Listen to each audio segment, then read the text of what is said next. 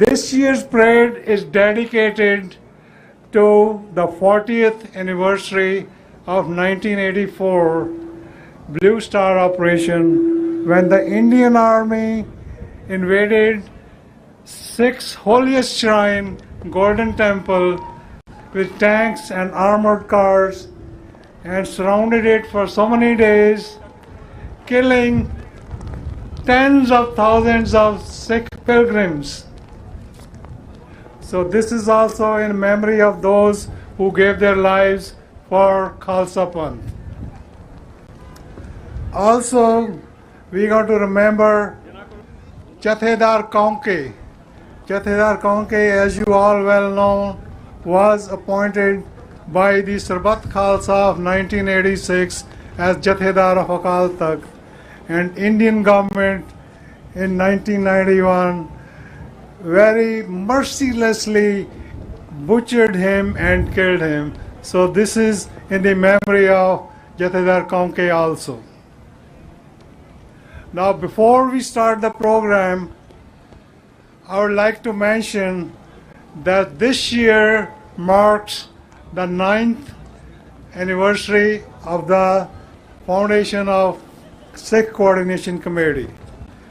In a short period of 9 years, Sikh Coordination Committee has made many big accomplishments, which are too numerous to mention, but I will not go over them. They are all published in the souvenir you will be getting, which will be distributed soon. They are listed in that souvenir.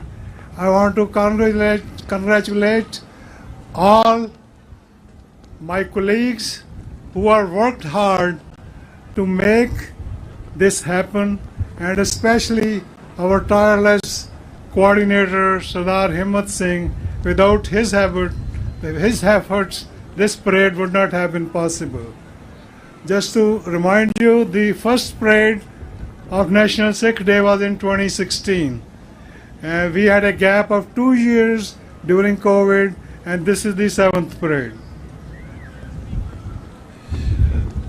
Now, I want to briefly touch upon few things which are the focus issues of Sikh Coordination Committee right from its inception. Our main goal was to establish the Sikh identity. You know, after 9/11, how the Sikhs were confused and misidentified and attacked with people who didn't know who we were. So we made a focus that we want to establish the Sikh identity, which is very secure now, but it has a lot of work, hard work has to be put in. For this, I think we worked from the grassroots level, the counties to the state to the federal level, and we introduced bills in state assemblies to recognize April 14th as Sikh Day. Like New Jersey was the first state to pass the bills for the Sikh Day and Sikh Appreciation Month of April in 2018. Later on, they were signed into law by the New Jersey governor. This was followed by at least 22 states who have recognized April as Sikh Appreciation Month in different forms. We have also introduced a bill in US House and US Capitol right behind us in 2020, HR Resolution 1007, which declares April 14th every year as National Sikh Day. This bill is sitting in the Oversight Committee of the House, and once it goes through that, it will be put on the floor for voting. So these are the things, okay, which we as Sikh Coordination Committee East Coast, with the cooperation of all the Sikh Gurdwaras and Sikh groups, have tried to establish the Sikh identity. Second thing I want to touch upon is that in 1984, during the Blue Star operation, tens of thousands of Sikhs were massacred by Indian Army in June of 1984. Then also in November 1984, after the assassination of Indira Gandhi, for 3 days there was a genocide in all the major cities of India, but Indian government never recognized it and called it anti-Sikh riots. With the efforts of a lot of Sikhs and Sikh Coordination Committee, we drafted bills and passed through the legislatures of New Jersey State. The bill was the anti-Sikh violence of 1984 was Sikh genocide. Later, it was done in Pennsylvania Assembly, California Assembly, and Connecticut. So we have tried to put on the map of the world that Sikhs were genocided by Indian government. So this was the second thing which we focused on. The third thing I want to talk about, the last and third thing, is the oppression of Sikhs by Indian government.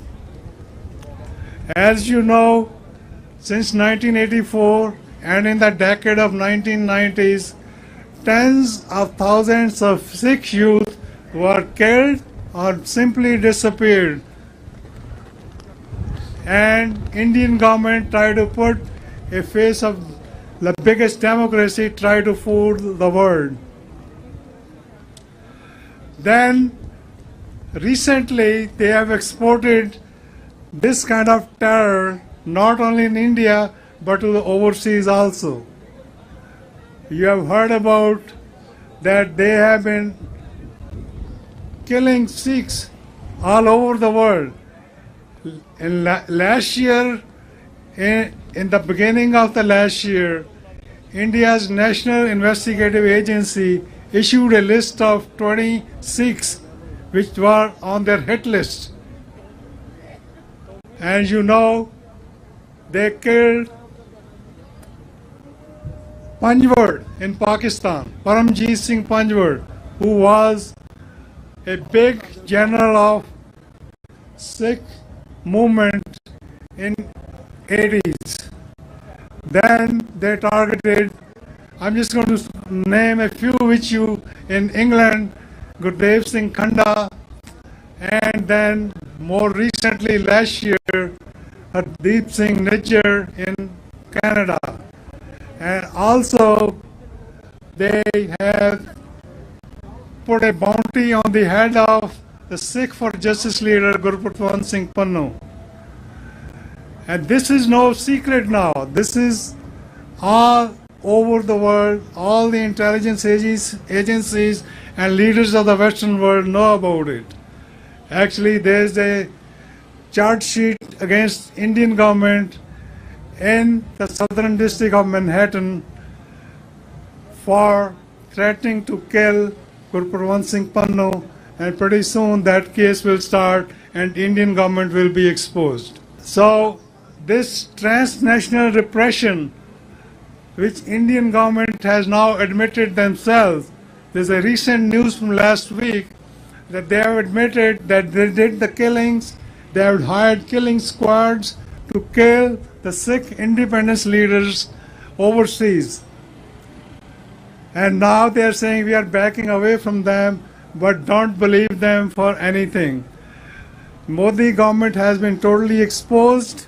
Once this case starts in Manhattan court, the raw agents which are under extradition from Czechoslovakia, this whole dirty linen of Indian government will be exposed. So Sikhs has to be united, and we are. All our organizations now, they're looking for independence of sovereignty of Sikhs.